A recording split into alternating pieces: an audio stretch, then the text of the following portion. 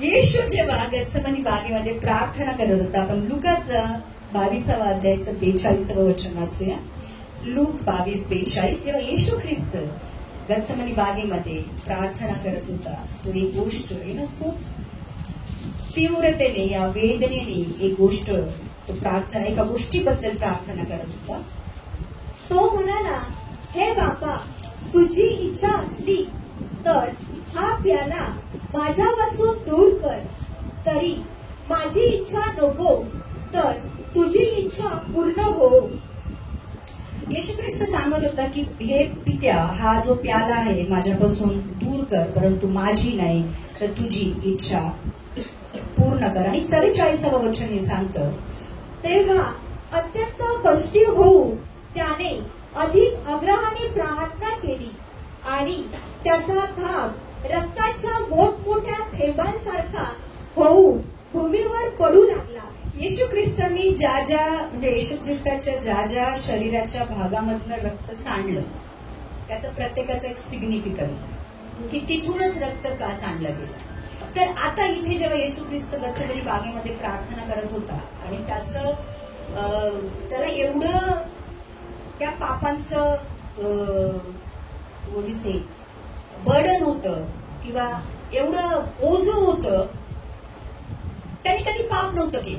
त्याला पाप माहित नाही, असं लिहिलंय की येशू ख्रिस्ताला पापच माहित नाही, म्हणजे काय पाप आहे त्याला माहित नाहीये. तर तो करताना बघतो, करताना बघणं आणि स्वतः करणं. दारू लोक पितात, पण ज्यांनी पित नाही त्यांना माहित नाही दारू काय काम करतो, बरोबर. पाप करणं येशू ख्रिस्ताला माहित नव्हतं. तर जेव्हा त्याच्यावर मानव जातीची सगळी पापं टाकली गेली, ते जे बर्डन होतं, लक्षात घ्या, ते बर्डन एवढं जास्त होतं आणि त्याच्यानंतर जी शिक्षा त्याला भोगायची होती, त्याची इंटेन्सिटी जो म्हणू शकतो आपण, ती एवढी जास्त होती की जेव्हा तो प्रार्थना करत होता. आणि सगळ्यात मेन, जसं मी काल बोललो, की पित्यापासून त्याला थोड्या वेळासाठी वेगळं व्हायचं होतं. आणि ते ऑल टुगेदर जे बर्डन किंवा जे टेन्शन एवढं जास्त होतं की त्याचं ब्लड प्रेशर वाढलं असेल अकॉर्डिंग टू मेडिकल सायन्स, कारण त्याचा हार्ट खूप जोरात बीट करत असेल आणि त्याच्या रक्तवाहिन्या तुटल्या असतील.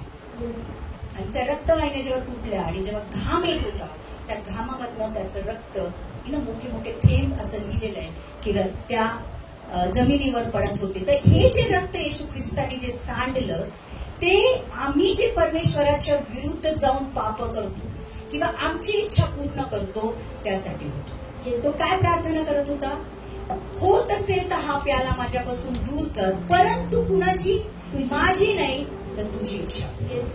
तर हे जे आमचं रिबेलियस नेचर आहे, परमेश्वराच्या विरुद्ध जाऊन काम करायचं जे नेचर आहे, त्याच्यावर आम्हाला विजय मिळवण्यासाठी येशू ख्रिस्ताने ती प्रार्थना केली. आणि येशू ख्रिस्त याजकीय प्रार्थना करत होता, आमच्या वतीने प्रार्थना करत होता. म्हणजे आम्हाला पण परमेश्वराकडे काय प्रार्थना करायची आहे, प्रभू माझी नाही तुझी इच्छा. तो जो रिबेलियस नेचर आहे, जो आदामाचा आमच्या वर एक इन्फ्लुएन्स आहे, तो काढून टाकण्यासाठी येशू ख्रिस्ताने त्या दिवशी त्या अदन वाटिकेमध्ये रक्त वाहिलं. आणि आदामापासून जी उत्पत्ती होती, त्यांचा सगळ्यांचा स्वभाव जो परमेश्वराच्या विरुद्ध, परमेश्वराची इच्छा पायी तुडवून आपली इच्छा पूर्ण करण्याचा जो असतो, त्याच्यावर पौलुस एका ठिकाणी म्हणतो की जे मला करायला पाहिजे ते मी करत नाही आणि जे नाही करायला पाहिजे तेच मी करतो. किती लोकांच्या आयुष्यात असतं, अजूनही आमच्या आयुष्यामध्ये होतं की जे करायला पाहिजे ते नाही करत. जसं आता छोटं उदाहरण आहे की आम्हाला बायबल वाचलं पाहिजे, आम्ही बायबलला किती टाइम देतो आणि आम्ही वचनाला किती टाइम देतो. वचनाला जास्त दिला पाहिजे ते आम्ही करत नाही, पण आम्ही मोबाईलला जास्त टाइम देतो, बरोबर, किंवा टाइमपास आम्ही करत राहतो. तर ज्या गोष्टी आम्हाला करायला पाहिजे ते आम्ही नाही करत आणि ज्या नाही करायला पाहिजे ते करतो.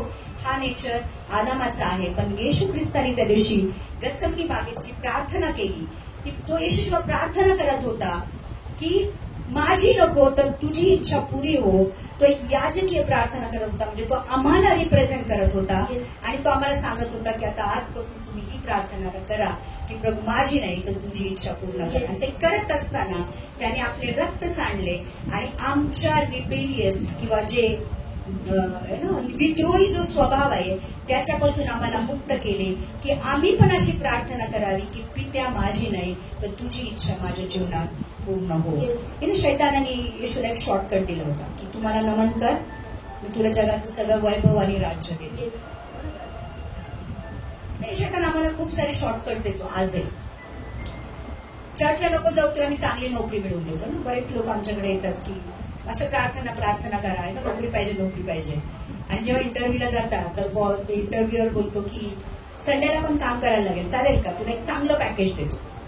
मग आपण विचार करतो की संडेला तर चर्चला जायचं पण पॅकेज चांगलं आहे, मग मी पॅकेज घेऊ की मी संडेला जायचं हे करू. मग जे लोक वर्ल्डली असतात म्हणजे जगिक असतात ते म्हणतात की संडे काय आपण नंतर पण प्रार्थनेला जाऊ शकतो, इतके दिवस चर्च अटेंडन्स केलं ना, बघू ज्या दिवशी काय होईल. आणि आपण काय करतो, पॅकेज घेतो, संडेची सर्व्हिस आपण मिस करतो, पूर्णपणे जगामध्ये जातो, तिथं गुम होतो, भटकले जातो, तोंडावर पडतो आणि परत चर्चमध्ये येतो. तर त्याच वेळेस परमेश्वर आमची परीक्षा घेत असतो. जर ते पॅकेज नाकारलं, मी बघितलंय खूप साऱ्या लोकांच्या जीवनामध्ये, ते म्हणतात की नाही बाबा संडेला आम्हाला चर्च असतं, ते डायरेक्टली त्या इंटरव्ह्यूला सांगतात की संडेला चर्च असतं आणि संडे नाही बोलू शकत, सो आम्हाला तुमची नोकरी नको. आणि व्हेरी नेक्स्ट मुवमेंटला म्हणजे नेक्स्ट जेव्हा त्यांना नोकरी मिळते त्याच्यापेक्षा चांगल्या पॅकेजची संडेला सुट्टीवाली असते. You understand? म्हणजे जेव्हा आम्ही चॉईस करतो, जेव्हा आम्ही देवाला निवडतो, देव आम्हाला बेस्ट देतो. जग आम्हाला गुड देईल, बेटर देईल, पण देव आम्हाला बेस्ट देतो. सो तो नेहमी आमच्या आयुष्यात ना हे जे रिबेलियस नेचर आहे त्याचं एक्झामिनेशन करतो की बाबा आम्ही काय चूज करतो. आणि मी सांगते वाईजलीचा अर्थ बुद्धीनी आम्हाला परमेश्वराचे मार्ग. कधी कधी लॉस पण होतो, डेफिनेटली लॉस होतो, पण तो लॉस परमेश्वर कर्ज म्हणून घेतो आणि त्या कर्जाची परतफेड चांगल्या गोष्टी करतो. तर येशू म्हणजे जसं मी सांगितलं की येशूला पण त्यांनी म्हणजे येशूला जर शैतान टेम्प्ट करू शकतो, शॉर्टकट देऊ शकतो, तू फक्त नमन कर ना, तुला सगळं देतो, कशाला तुला क्रुसावर जायची जरूर आहे, राज्यच पाहिजे ना तुला, मी तुला सगळं देतो. पण येशू ख्रिस्ताने बोललं की नाही, तू फक्त आपला प्रभू परमेश्वर याला नमन कर, असं लिहिलेलं आहे. भले मी क्रुसावर जाईल पण मी तुला नमन कर. आज आमच्या जीवनामध्ये पण हेच पाहिजे, मी क्रुसावर जाईल, मी त्रास सहन करेल, मी प्रॉब्लेमांना जाईल, पण मी येशू बसतो. तर येशू पित्याची इच्छा पूर्ण करायला आला होता, आम्हाला पण पित्याची इच्छा पूर्ण करायची आहे आणि त्याशिवाय आमचं स्वर्गीय राज्यामध्ये प्रवेश होणार नाही. आता दोन गोष्टी आहेत इथे. आता येशूला किती कॅश करायचा आमच्या गरजांसाठी आणि येशूला पकडून स्वर्गात किती जणांना जायचंय ते डिपेंड करतं. आम्हाला येशू पाहिजे असतो आमच्या कामासाठी, आरोग्य पाहिजे, नोकरी पाहिजे, पोरं पाहिजे, लग्न पाहिजे, काय म्हणतात प्रमोशन पाहिजे, हे पाहिजे, ते पाहिजे, ते पाहिजे, ते पाहिजे, देतो. येशूच्या नावात जे मागाल ते. किती लोक बोलतात की प्रभू माझी नाही तुझी इच्छा पूर्ण कर. तर त्याला दोन प्रकारचे ख्रिस्ती लोक असतात जे माझं माझ्यासाठी. तर प्रार्थनेत जेव्हा तुम्ही प्रार्थना करता तुमची प्रार्थनाचं एक्झामिनेशन करा की मी माझ्यासाठी किती मागतोय आणि देवासाठी किती मागतोय. म्हणून जेव्हा आपल्याला प्रार्थना शिकवली, हे स्वर्गीय पित्या तुझो स्वर्गामध्ये आहे, तुझे राज्य ये, तुझी इच्छा जसे स्वर्गामध्ये तशी पृथ्वीवर. पहिलं सगळं स्वर्गीय आहे आणि मग आजची रोजची भाकर मला दे, मला परीक्षेमध्ये टाकू नको, हे माझ्यासाठी. तर पहिल्या 3 गोष्टी देवाच्या आहेत, त्यानंतरच्या 3 गोष्टी आमच्या आहेत. तर प्रियांनो, पहिली आमच्या प्रार्थनाची सुरुवातच अशी पाहिजे की प्रभू आजच्या दिवसासाठी जी पण तुझी माझ्यासाठी इच्छा आहे ती पूर्ण कर. आम्ही काय करतो, आमच्या गरजा परमेश्वराकडे मागतो, हे पाहिजे, ते पाहिजे, ते पाहिजे, ते पाहिजे, ते पाहिजे, ते पाहिजे. आम्ही बोलतो येशूच्या नावात मागतो आणि निघून जा. प्रार्थना सुद्धा दाखवते आत्मिक लेवलला तुम्ही कुठे आहात. So examine yourself. आणि मग लिहिलंय की आता जर येशूला आम्ही कॅश करतो, हे पाहिजे, ते पाहिजे, देतो, मिळतं, कारण तो प्रेमळ पिता आहे, तुमच्या मागण्या माग नाही करतो. पण किती लोकांना स्वर्गात जायचं येशूच्या रक्ताला पकडून, त्यांच्यासाठी लिहिलंय. मग ते शुभवर्तमान 7 अध्यायाचं 21 वचन वाचू.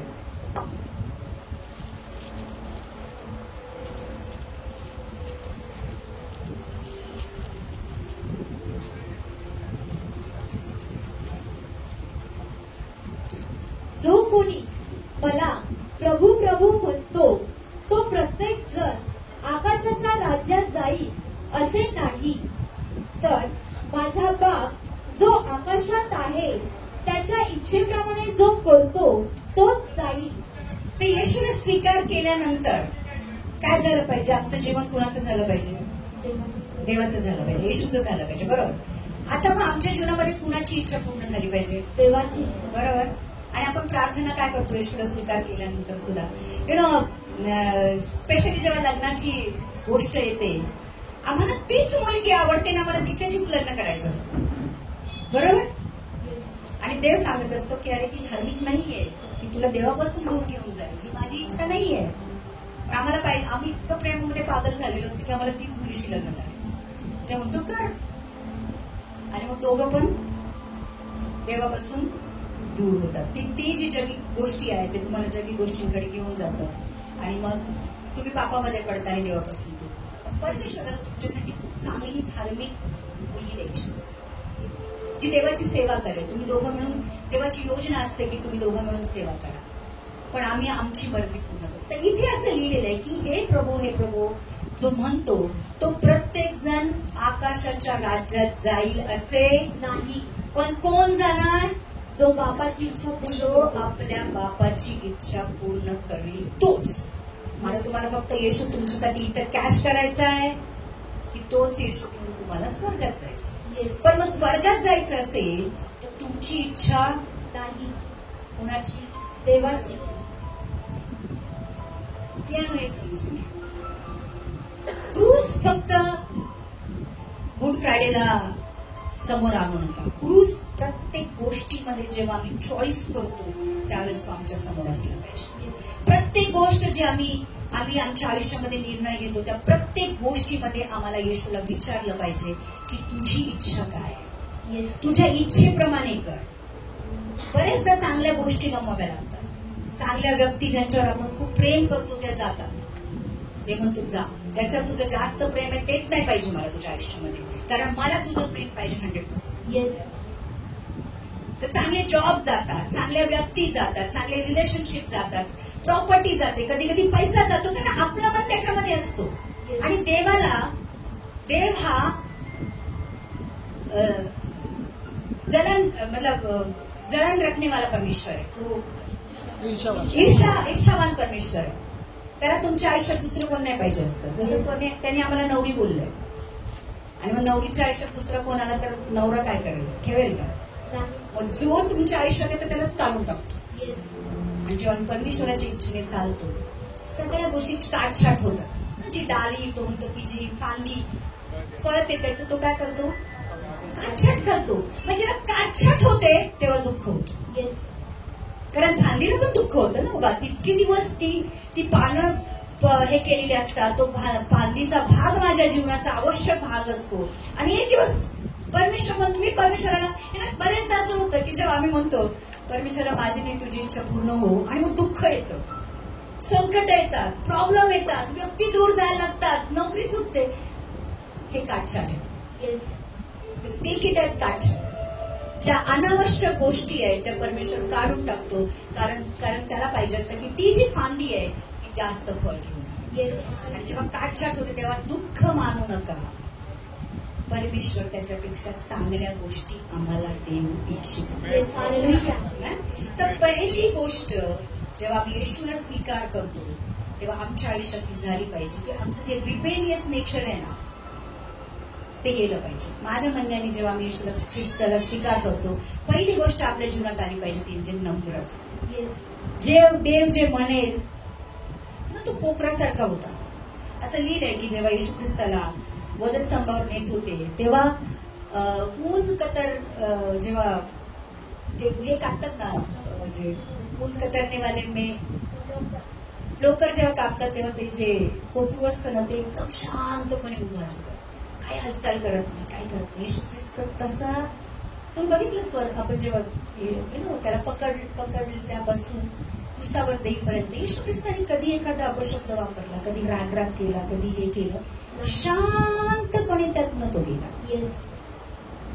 प्रियांनो, आज आम्हाला जर ते रिबेलियस नेचर पाहिजे नाही असेल आमच्या आयुष्यात आणि कोकरासारखं जगायचं असेल तर जे होतंय ते शांतपणे त्यातनं आम्हाला गेलं पाहिजे. जरा काही त्रास झाला की आमचं असं नेचर असतं, का, कधी, कशाला, है ना? आम्ही किती चिडचिड करतो, आम्ही किती चर्चला यायचं म्हणलं तरी किती चिडचिड असते घरामध्ये, बापरे बाप. पण चर्चला जातो की कुठल्या पिक्चरला जातो मला तर कळत नाही. हेच कपडे नाही, तेच नाही, लवकरच नाही, हेच दिलं नाही, तेच केलं नाही, किती चिडचिड करतो आपण.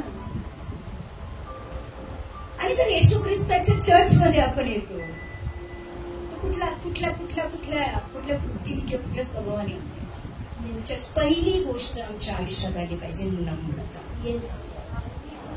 जे रिबेलियस नेचर आहे आजपासून त्याला गुंडाळून ठेवा आणि फेकून द्या.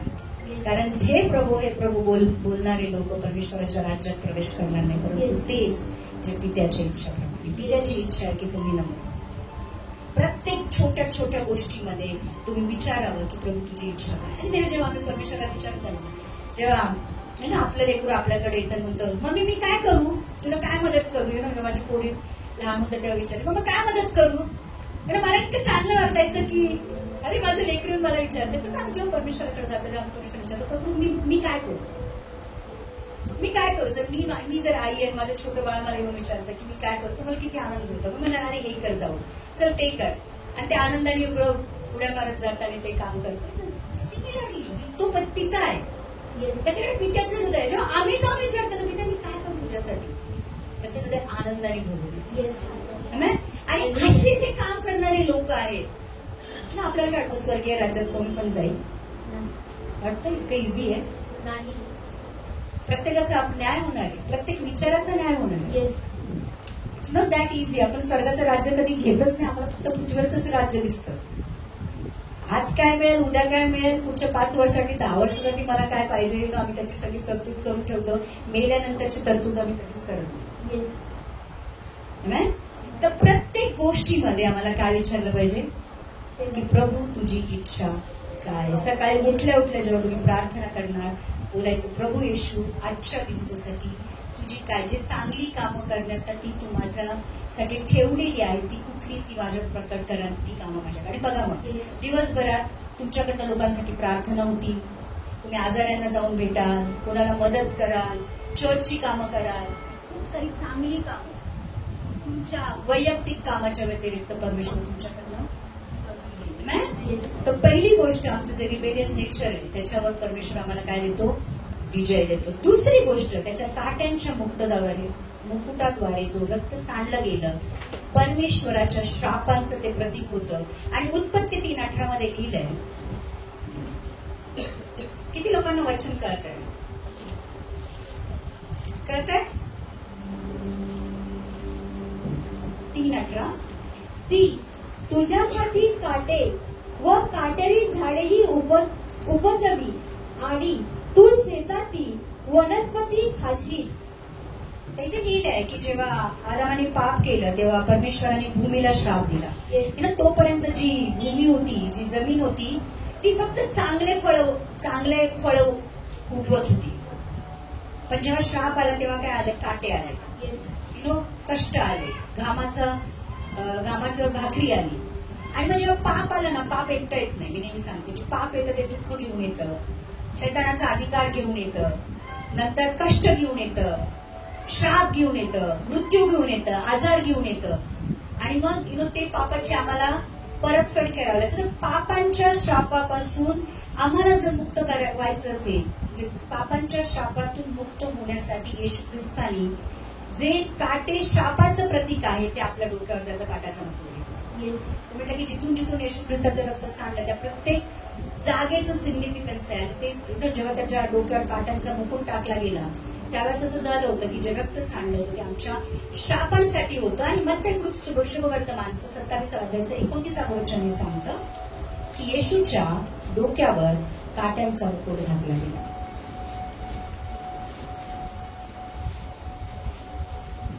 आणि त्यांनी काट्याचा मुकुट गुंफवून त्याच्या डोक्याला घातला व त्याच्या उजव्या हातात वेद दिला. आणि त्यांनी त्याच्या पुढे गुडघे टेकून हे यहूदाचा राजा सलाम असे म्हणून त्याची थट्टा केली. सो बेसिकली त्याच्या डोक्यावर काट्यांचा मुकुट टाकला गेला आणि जो काट्यांचा मुकुट आहे तो श्रापाला दर्शवतो.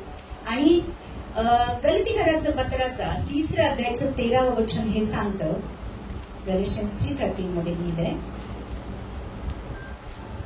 ख्रिस्ताने आमच्या ठिकाणी शापपात्र होऊन नियमशास्त्रातील शापापासून खंडणी देऊन आम्हा सोडवले. तर येशू ख्रिस्ताचं जे रक्त त्या दिवशी सांडलं गेलं त्या काट्यांच्या मुकुटाद्वारे, त्याच्याने आमचे सगळे श्राप आमच्या जीवनातले निघून गेले. श्राप म्हणजे काय आहे? बरेचदा अशा ट्रॅडिशनली गोष्टी येतात. एखाद्या तुम्ही असं बघाल की एखाद्या फॅमिलीमध्ये जेव्हा तुम्ही डॉक्टरकडे जाता तर डॉक्टर तुम्हाला विचारतो की तुमच्या घरामध्ये कुणाला हा आजार आहे का? डायबिटीज, स्पेशली डायबिटीज जो आजार आहे किंवा कॅन्सर जो आजार आहे किंवा ब्लड प्रेशर जो आजार आहे, हा जीन्स मधनं हे होतो. तुमचे जे ब्लडचे जे जीन्स असतात, जे डीएनए असतात, त्याच्यामध्ये माझ्या आई बाबांना समजा जर डायबिटीज आहे तर मुलांना डायबिटीज होण्याचा चान्स 30% आहे. तर हे जे पिढ्याने पिढ्याचे श्राप किंवा काही लोकांच्या घरामध्ये अकाली मृत्यूचा श्राप असतो. लोक अकाली मृत्यू म्हणजे 60-70 वर्षापर्यंत जगत नाही, मरत राहतात. काही लोकांच्या मध्ये अबॉर्शनचं हे असतं, अबॉर्शन होत राहतं. काही लोकांच्या कर्जाचं श्राप असतो की कर्जामध्येच डुबतात, कुटुंब कर्जामध्ये डुबतात. काही लोकांच्या ह्याच्यामध्ये श्राप असतो की दारू पिऊन माणसं मरतात. सो हे जे श्राप आहे, जे ट्रॅडिशनली म्हणजे पिढी द पिढी येत असतात, किंवा लहानपणी जसं ते जुन्या करारामध्ये असं होतं की अब्राहमनी इसाकला आशीर्वाद दिला, इसाकनी याकोबला दिला. तर जे मोठे माणसं असायचे, जे एल्डरली लोक असायचे, त्यांच्या शब्दामध्ये ताकद होती. किंवा आमच्या स्पेशली आईवडिलांच्या शब्दामध्ये खूप ताकद असते. लक्षात घ्या, म्हणजे आईवडिलांनो आपल्या मुलाच्या बद्दल बोलताना 100 वेळा विचार करा. कारण जसं अब्राहमनी बोललं ते इसाकच्या जीवनामध्ये झालं, इसाकनी बोललं ते याकूबच्या जीवनामध्ये झालं, याकोबनी त्याच्या 12 गोत्रांना किंवा त्याच्या 12 मुलांना जे आशीर्वाद दिले ते त्यांच्या आयुष्यामध्ये. तर जर समजा अशी श्राप दिलेल्या गोष्टी असतील की तुझं वाटोळं होईल, तुझं चांगलं होणार नाही, आपण किती वेळा बोलतो. परमेश्वराने वचनाद्वारे स्वर्ग आणि पृथ्वी निर्माण केली. सो जे वचन आहे, जे शब्द आहेत, त्याच्यामध्ये ताकद आहे. जस्ट लक्षात घ्या, तुम्ही काय बोलता याचा विचार करायला पाहिजे. आणि जेव्हा स्पेशली आई वडील आपल्या मुलांबद्दल बोलतात, हा शैतानच आहे, याला अक्कलच नाही, याचं काय होणारच नाही आणि पुढे याचं काहीच होत नाही, आणि तुम्ही रडत बसता की त्याचं काय होत नाही. पण लहानपणी किती वेळा तुम्ही बोललं त्याला. You understand? हे जे श्राप आहेत, म्हणून परमेश्वराचं वचन सांगतं की तुझ्या समोर मृत्यू आणि जीवन ठेवले आणि मी सांगतो की जीवन कबूल कर. तर हे जे श्राप आहेत, जे आलेले आहेत, जे पापामुळे पण आलेले आहेत, जे आपण आपण पण किती वेळा बोलतो जेव्हा आपण निराश होतो, माझं काय होणार नाही, मी असंच मानणार, हे आजार मला घेऊन जाणार. तुम्ही स्वतः कबूल करता की आजार मला घेऊन जाणार, मला चांगली नोकरी मिळणार नाही, माझ्या आयुष्याचं काही चांगलं होणार नाही. आणि तुम्ही पास्टरकडे येऊन प्रार्थना करायला सांगणार की पास्टर आमच्यासाठी प्रार्थना करा. सो हाऊ 2 अपोजिट गोष्टी कशा वर्क होतो तुमच्या आयुष्यात. जे तुम्ही कबूल केलं होईल की पास्टरनी कबूल केलं ते होईल. जस्ट इमॅजिन, मतलब मी जस्ट टेलिंग यू, मी तुम्हाला फक्त एक गोष्ट सांगते की कितीही कठीण परिस्थिती असू दे, तोंडातनं कधीच वाईट शब्द काढायचे नाही. ना परिस्थितीसाठी, ना स्वतःसाठी, ना स्वतःच्या लोकांसाठी आणि नाही दुश्मनांसाठी. कारण तुमच्या शब्दाला ताकद आहे. कारण तुम्ही जीवन पण मागू शकता किंवा तुम्ही मृत्यू पण मागू शकता. तर येशू ख्रिस्ताने स्वतःला त्या क्रुसावर टांगून, हे नसं लिहिलंय की जो शापित असतो त्याला वेशीच्या बाहेर टाकलं जातं, आणि येशू ख्रिस्ताला वेशीच्या बाहेर टाकलं गेलं. आणि म्हणून त्याने आमचे सगळे श्राप, पिढी द पिढी आहे, फॅमिली श्राप आहेत, आम्ही बोललेले श्राप आहेत, लोकांनी बोललेले श्राप आहेत, ते सगळे त्या क्रुसावर घेतले आणि आम्हाला आशीर्वाद दिला. जसं अब्राहमला आशीर्वाद दिला, ते आशीर्वाद पुन्हा एकदा येशू ख्रिस्ताने आम्हाला दिले. तर येशूने आमची पाप स्वतःवर घेतली आणि त्याच्या रक्ताद्वारे आमच्या पापाचा जो श्राप आहे तो काढून घेतला आणि ते जे श्राप पापामुळे आमच्या जीवनावर आले होते ते निघून गेले. सो जेव्हा प्रार्थना करता तेव्हा ते पण बोला की प्रभू जे पण श्राप माझ्या जीवनावर आहे, माझ्या स्वतःच्या पोरांचे किंवा आमचे जे पण आमचे रिलेटिव्ह आहेत कुणाच्या पण आहेत, जे खानदानी श्राप आहेत, हे श्राप आहेत ते काढून टाक. कारण मी बघितलेलं आहे की लोक, आम्ही जेव्हा कुणाला ब्रेस्ट कॅन्सर होतो, छातीचा कॅन्सर होतो, तर बरेच असं बघितलंय आईला झालं तर मुलीमध्ये त्याचं प्रमाण खूप होतं. कारण दीज आर द कर्सेस, हे श्राप आहे. सो ते ब्रेक करायला शिका. खूप सारे आशीर्वाद तुमच्या आयुष्यात आणि तुमच्या येणाऱ्या पिढीच्या आयुष्यात येतील. आमेन. येशू ख्रिस्तानी दुसरी गोष्ट काय केली, जेव्हा काट्यांचा बुक टाकला त्यावेळेस आमचे सगळे श्राप घेतले. आणि म्हणून जेव्हा आम्ही प्रार्थना करतो किंवा आम्ही जेव्हा तोंडातनं शब्द कबूल करतो, स्पेशली आयांनो आणि बापांनो, आपल्या मुलांसाठी चांगल्या गोष्टी कबूल करा. की माझा मुलगा मोठा अधिकारी होईल, माझा मुलगा चांगला शिकेल, माझा मुलगा आजारी पडणार नाही. आणि बघा त्या गोष्टी तुमच्या जीवनामध्ये होत राहतील. तिसरी गोष्ट आपण बघू की त्याच्या फटके खाल्ल्याने जे रक्त सांडले आम्हाला आजारापासून मुक्ती देते. यशया 5:53 वाचूया. परंतु तो आमच्या अपराधामुळे घाया झालेला होता, तो आमच्या अन्यायामुळे वेचलेला होता.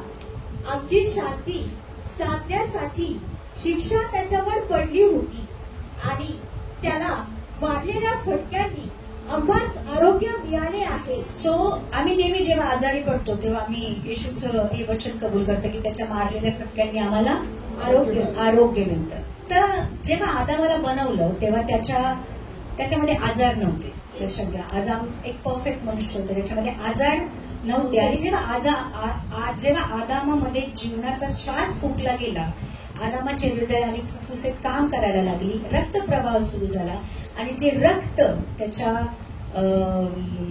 धमन्यांमध्ये किंवा त्याच्या रक्तवाहिन्यांमध्ये जे वाहत होतं ते प्युअर होतं, ते पवित्र होतं. पण पापामुळे रक्तामध्ये दोष आला. म्हणून जेव्हा पण तुम्ही आजारी पडता तर डॉक्टर काय चेक करायला सांगतात? You understand? जेव्हा कुठलाही आजार असेल तर आम्हाला डॉक्टर काय सांगतो? कारण रक्तामध्ये आजार आहेत आणि येशू ख्रिस्तानी रक्त सांडलं कारण ते आजार त्यांनी त्या उसावर घेतले. तर हे जे रक्त आहे, येशूने आपले पवित्र रक्त त्याच्या फटक्यांद्वारे सांडलं. आणि जेव्हा त्याच्या शरीरावर फटके पडत होते, तुम्ही माहिती आहे की ते जे चाबूक होता त्या चाबकाच्या शेवटी असे खिळे आणि हड्डी लावलेली होती.